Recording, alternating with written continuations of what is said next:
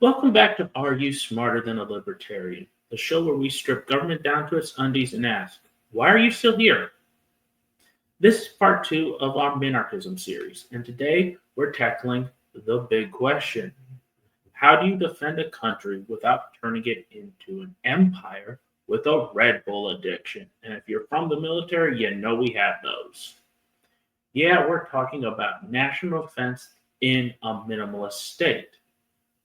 A lean, mean, liberty-respecting machine, not a bloated Uncle Sam knocking over sandcastles halfway around the world because he might have seen a weapon.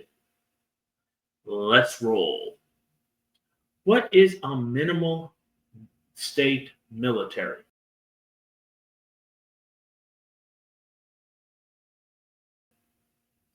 So under Minarchism, the military still exists. Yeah, we're not trying to get invaded by Canada and have to fight them off with sarcasm and Nerf guns.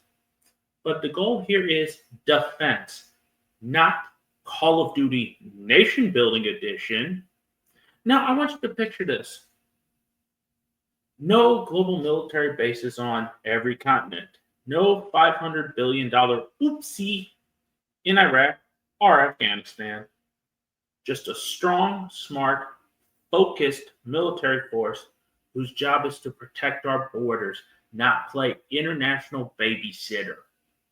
You know, the kind of military that actually finishes what it starts, if it starts anything at all. And let's be honest, if the government was a gym bro, it'd be skipping leg day and just flexing arms in the mirror all day long, yelling, "Support the troops!" while forgetting what the troops are even supposed to do.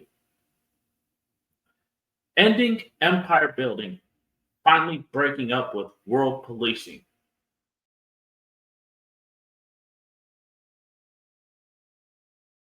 Here's where minarchism gets spicy. We don't believe in foreign intervention. No libertarian really believes in foreign intervention. Shocking, I know. Imagine minding your own business for once. In a minarchist world, no more spreading democracy by force. Nation building like it's a Minecraft server. When we see how bad Minecraft looks, so you know we do a banged up job. And definitely no more CIA-sponsored coups just because someone nationalized a banana. We're not Team America World Police. We're Team America. Stay in our damn lane. Now you might be wondering, but Jeff, what about threats, bad guys, dictators, and terrorists? Here's the thing. Most of them hate us because we won't leave them alone. You know how to make fewer enemies? Stop poking the bear or the camel or whatever. And here's the upside to this idea. Cheaper, safer, and saner.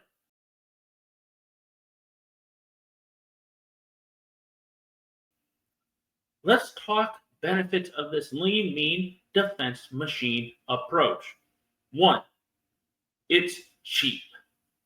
You can't rack up $37 trillion in debt if you stop buying military toys like a divorced dad on Amazon at 2 a.m. Fewer enemies. I know, novel idea. You stop bombing weddings overseas, and shockingly, people stop trying to fly planes into your buildings. Weird how that works, right? More freedom at home. Because guess what? Big empires need surveillance, conscription, taxes, and the whole Patriot Act shebang to maintain themselves. You get rid of the empire, and suddenly you don't need to monitor grandma's Facebook group for signs of domestic terrorism because she posted a Ron Paul meme or Rand Paul meme. Now, let's be real, the risks, and let's be honest with this.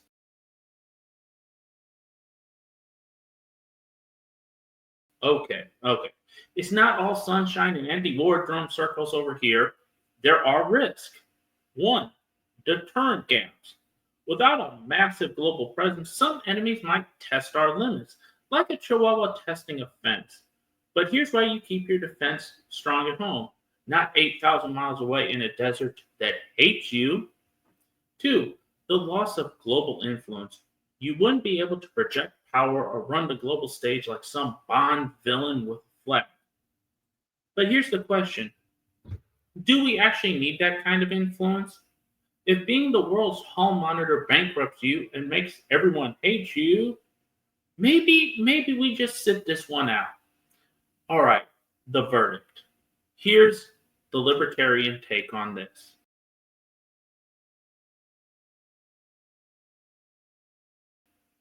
A minarchist defense system isn't about being weak. It's about being smart, sober, and selective. Like a bouncer who doesn't swing at every drunk guy, but when he does, oh, you feel it. We defend the homeland. We stop funding World War III prequels, and we spend the savings on something crazy like not bankrupting the next generation and paying down our debt. Actual freedom for once. So let's put a bow on this and get ready to get out of here. All right, freedom lovers, that wraps up part 2, Security Without Empire. If this made you laugh, think, or question why we still have troops in places we can't spell, hit that like, subscribe, and share it with someone who thinks defense spending is a love language. And remember, the real national defense and armed populace and fewer overseas hobbies. I'm Jeff, and you've been listening to Are You Smarter Than a Libertarian? Catch you in part 3, where we'll ask, how will education be handled in all of this freedom? Thank you very much for watching. New videos drop every day. My podcast can be found on Apple Podcasts, Spotify, and iHeartRadio Podcast. Until next time, stay free, stay informed, and stay accountable.